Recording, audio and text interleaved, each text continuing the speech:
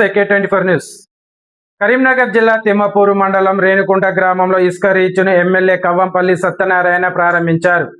ACP Vijay కుమార్తో కలిసి ప్రారంభోత్సవ కార్యక్రమంలో పాల్గొన్న ఎమ్మెల్యే యువతకు ఉపాధి అవకాశాలు కల్పించడమే ఇసుక రీచ్ ఏర్పాటు వెనుక ప్రధాన ఉద్దేశమని తెలిపారు. అక్రమాలకు తావు లేకుండా సక్రమంగా ఇసుక రవాణా చేయాలని ట్రాక్టర్ యజమానులకు సూచించారు.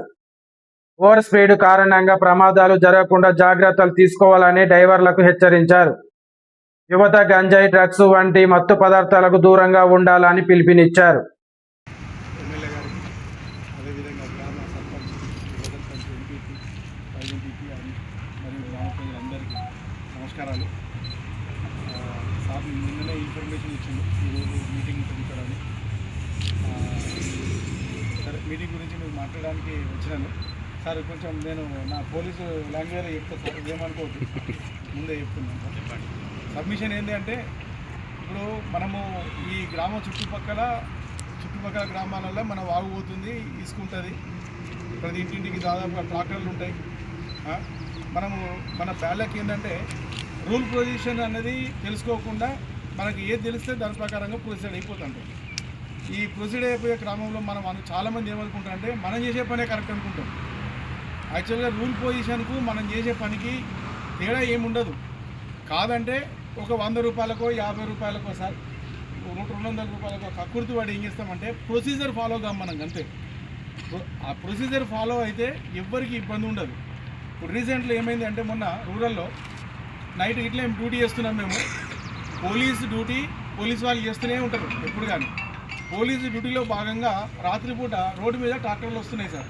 ట్రాక్టర్లు వస్తుంటే ఏమైంది, ఒక ట్రాక్టర్ డ్రైవర్ ఏమైంది, పద్ధతిగా ట్రాక్టర్ ఆపేసిండు, దిగురికిండు ట్రాక్టర్ డ్రైవర్.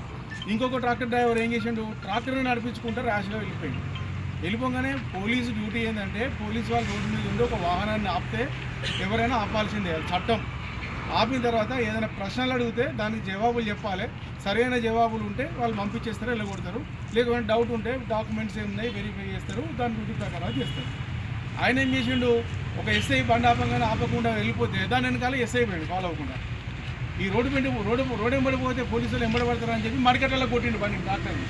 మడికట్లలో కొట్టగానే ఒడ్ల మీద ఎగురుకుంటూ పోయి ఆయన బ్యాలకి ఏమైంది, ఆ డ్రైవర్ ఆ సీట్ మీదకి ఎగిరి ఆ డబ్బా తగిలి కింద పడి చచ్చిపోయింది. అర్థమైందా? ఇప్పుడు అది ఎవరి తప్పు కూడా అందులో, ఆ పోలీసు వాళ్ళు ఎంబడబడ్డారు కాబట్టి డ్రైవర్ అదే తప్పించుకొని పోవడానికి పోయిండు, ఆ ట్రాక్టర్ కిందకి వెళ్ళబడ్డాడు అని చెప్పి పబ్లిక్ అది చేసినారు. పోలీసులు ఏమంటారు, మా డ్యూటీ మేము చేయొద్దా, మరి అట్లా మేము డ్యూటీ చేయకుండా పక్కకి వెళ్ళిపోతాం, మరి మీరే నడుపుకోరని చెప్పి పోలీసు వాళ్ళు అంటారు. ఇప్పుడు ఇక ఎవరిది లోపం ఇక్కడ? ఎగ్జాంపుల్ చెప్తున్నా, పోలీసు విధి నిర్వహణ అయితే చేయాలి కదా. ఇప్పుడు ఆయన పాపం చీకట్లు ఏం చేసిండు, బండి హెడ్ లైట్స్ ఉంటే కనబడతాయి అని చెప్పి హెడ్ లైట్స్ ఆఫ్ చేసుకొని మడికట్లలోకి వెళ్ళిపోయింది. తప్పే కదా అది. అంటే నేననేది ఏంటంటే, ఇక్కడ ఇటువంటి చిన్న తప్పులు చేయడం వల్ల ఇప్పుడు పాపం ఒక కుటుంబం ఉంటుంది, కుటుంబం ఆధారపడి ఉంటుంది వాళ్ళ మీద. చిన్న పిల్లలు ఉంటారు. ఈ పాపం కుటుంబానికి నష్టం జరిగింది అనుకోండి, ఎవరు కాపాడుతారు చెప్పు? ఎవరు ప్రొటెక్షన్ ఇస్తారు? ఏదో 4 రోజులు అంటే సానుభూతి కలుపుతారు, 4 చేతులు సహాయం చేస్తాయి, కానీ మనిషిని అయితే తీసుకురాలేవు కదా. అదేవిధంగా నేననేది ఏంటంటే, ఇప్పుడు సార్ కష్టపడి మనకు గ్రామానికి మీ ఒక రీచ్ అనేది గవర్నమెంట్ శాంక్షన్ చేసింది కాబట్టి మీరు మన ప్రొసీజర్ ప్రకారంగా మన ఇసుక వాహనము అప్లికేషన్లో మీరు ఖచ్చితంగా మీరు ఎన్లిస్ట్ కాండి, రిజిస్టర్ చేసుకోండి. ట్రాక్టర్ డ్రైవర్లు అందరూ రిజిస్టర్ చేసుకోండి. మీకు ఒకవేళ ఇందిరమ్మ ఇళ్ళ గురించి కనుక, అంటే నాకు తెలిసింది చెప్తున్నా, పూర్తిగా నాకు తెలియకపోవచ్చు. ప్రొసీజర్ ప్రకారం రెవెన్యూ వాళ్ళు కానీ మైనింగ్ వాళ్ళు కానీ పూర్తిగా చెప్తారు దీని గురించి. మాకు ఏం లేదు, రోడ్డు మీద కనబడితే ఆపాలి, చెక్ చేయాలి, ఇల్లీగల్ అయితే కేసు కట్టాలి, లీగల్ అయితే పంపాలి, ఇంతవరకే తెలుసు పోలీసుకు. ఇక డీటెయిల్స్ అనేది తెలియదు.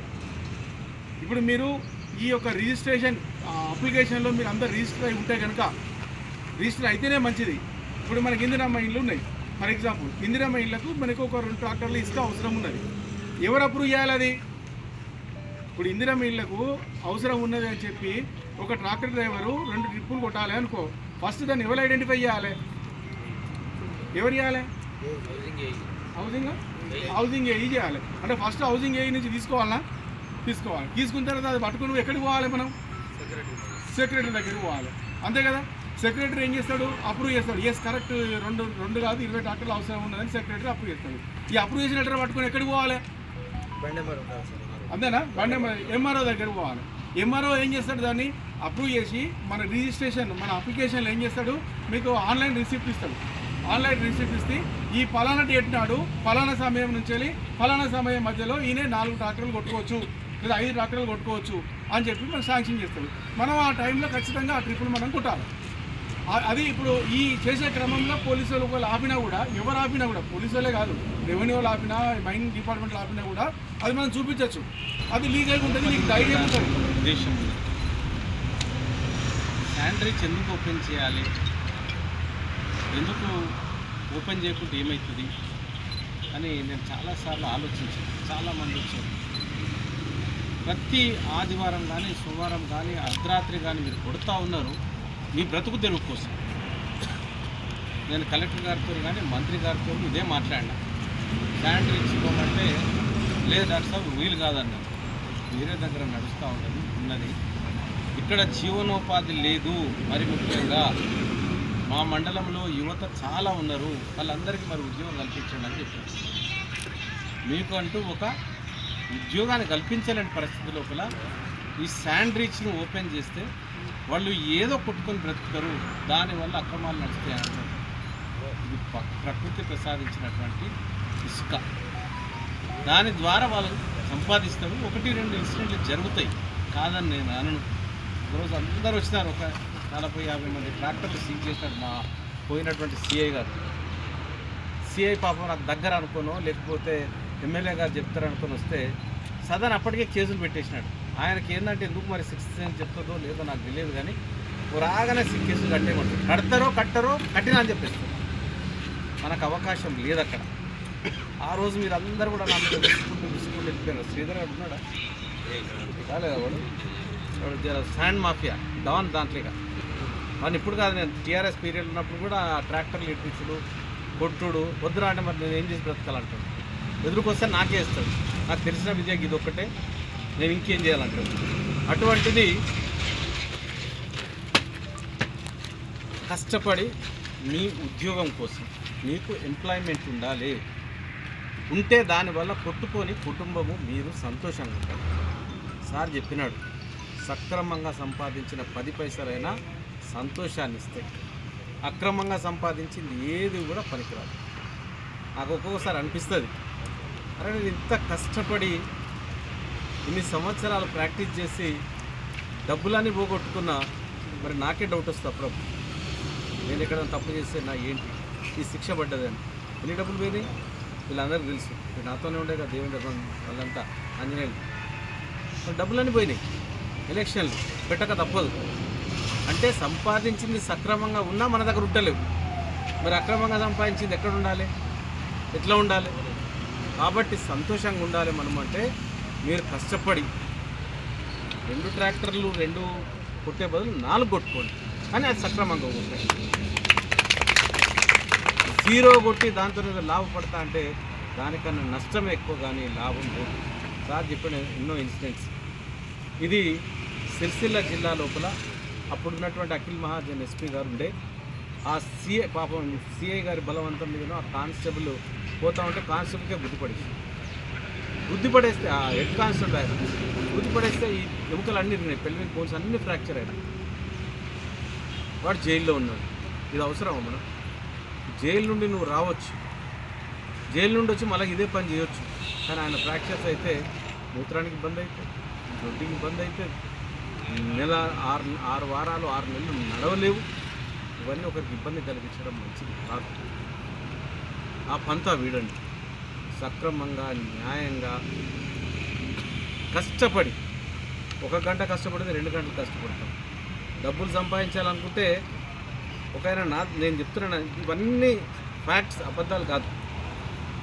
నా దగ్గర పొద్దున్నే వచ్చి 8 గంటల నుంచి సాయంత్రం 8 గంటల వరకు పనిచేస్తుంది. తిండికి మళ్ళీ వేరే హాస్పిటల్ అక్కడ సెక్యూరిటీగా చేసేది. నేను ఎందుకు అనుకోకుండా అక్కడ పోయాను. అక్కడ వాడు సల్యూట్ కొడుతుంటే నేను ఏమైనా ఇక్కడ సార్ నైట్ ఇక్కడ చేస్తాను సార్, డే అక్కడ చేస్తాను సార్. ఎందుకు అంటే నాకు కష్టం ఉన్నది సార్, నా పిల్లలు చదువుతూ ఉన్నారు సార్, ఆ పిల్లల ఫీజు కట్టాలి సార్, నా భార్య వ్యవసాయ కూలి సార్ అని చెప్తున్నాను. అంటే ఎక్కువ కష్టాలు వాడు దొంగ పనులు చేస్తలేడు. న్యాయంగా ధర్మంగా ఎక్కువ గంటలు కష్టపడతా ఉంటారు. మీరు కూడా తెల్లవారంగానే ప్రొద్దున 6 నుంచి మొదలు పెడితే సాయంత్రం 6 వరకు కొట్టండి. రాత్రిపూట వద్దు. రాత్రిపూట తాగి ఆ గుట్కాలు వేసి ఆ తంబాకులు వేసి లాస్ట్కి మనం డ్రగ్స్కి అడిక్ట్ అవుతుంది. మీ అందరికీ తెలిసిందే. ఇది గంజాయికి అలవాటు అయిన వాళ్ళు ఉన్నారా? నిజాయితీ ఉంటే జర చేతులు ఎత్తాలి. వద్దది, అది కుటుంబాలను నాశనం చేస్తుంది. మీరు గుట్కాలు వద్దు, పాన్లు వద్దు, సిగరెట్లు వద్దు. న్యాయంగా నా కుటుంబం క్షేమంగా ఉండాలి. దీని ద్వారా నేను లాభపడాలి, నలుగురికి లాభం. నువ్వు ట్రాక్టర్ నడిపితే నీ డ్రైవర్కు జీతం వస్తుంది, ఎత్తేటోళ్ళకి జీతం వస్తుంది, అక్కడ పని కల్పించినట్టు అవుతుంది. ఇవన్నీ ఆలోచించుకోండి. ఇది లేట్ అయింది ఇప్పటికే. నేను ఎప్పటి నుంచో ముట్టుకుంటున్న అమ్మ అది ఇచ్చేయండి. ఈ మైనింగ్ వాళ్ళు లేట్ చేయడం, తాను లేట్ చేయడం, కొత్తగా వచ్చిన కలెక్టర్ అమ్మ ఆమె పరిస్థితులన్నీ కూడా అధ్యయనం చేసుకోవడానికి కొంచెం టైం కావాల్సి వచ్చింది. కాబట్టి ఏ రోజైనా ఇది మీ బ్రతుకు తెరుగు. అర్థమైనా? నా హాస్పిటల్ పెడితే నేను ఒక్కనే బ్రతుకా. నా కింద డాక్టర్లు బ్రతుకుతారు, సిస్టర్లు బ్రతుకుతారు, కాంపౌండర్లు బ్రతుకుతారు, ఆయాలు బ్రతుకుతారు. అది చల్లగా ఉండాలని కోరుకుంటారు. అందరూ ఏమంటారు? ఆ పని చేసేవాళ్ళు ఈ హాస్పిటల్ మంచిగా ఉండాలి, ఈ సంస్థ మంచిగా ఉండాలి, నడిస్తే మాకు ఉద్యోగం వస్తుందని చెప్తారు కదా. మీరు కూడా అదే సిద్ధాంతం. ఈ శానిటైజేషన్ మంచిగా ఉండాలి, మనం మంచిగా ఉండాలి, యాక్సిడెంట్లు కాకూడదు, అన్యాయంగా అక్రమంగా జీరోలు కొడితే ఏమైతే తప్పుడు తప్పు చేస్తే భయంతో పరిగెత్తాం. ఆడొస్తుందా, వీడు వస్తుందా. మనం ఊర్లలో చూస్తాం కదా దొంగ పనులు చేసేవాళ్ళు ఎట్లుంటారు. నక్కి ఆడొస్తుందా, వీడు వస్తుందా, మర్డర్లు అయినాయి తెలుసుగా మీ అందరికీ. దొంగ పనులు అంటే అర్థమైనాయి కదా. మంచిగుంటే ఎవరికి భయపడాల్సిన అవసరం లేదు, తలెత్తుకొని తిరగవచ్చు. దొంగ పనులు చేస్తూనే జీవితాంతం కూడా అణిగి మనకి ఉండాలి, ఒక దగ్గర గులాంగిరి చేయాలి కదా. కాబట్టి అటువంటి ఎవరికి భయపడాల్సిన అవసరం లేదు. మీరు చట్టానికి లోబడి పనిచేస్తే ఎవరికి భయపడాలి.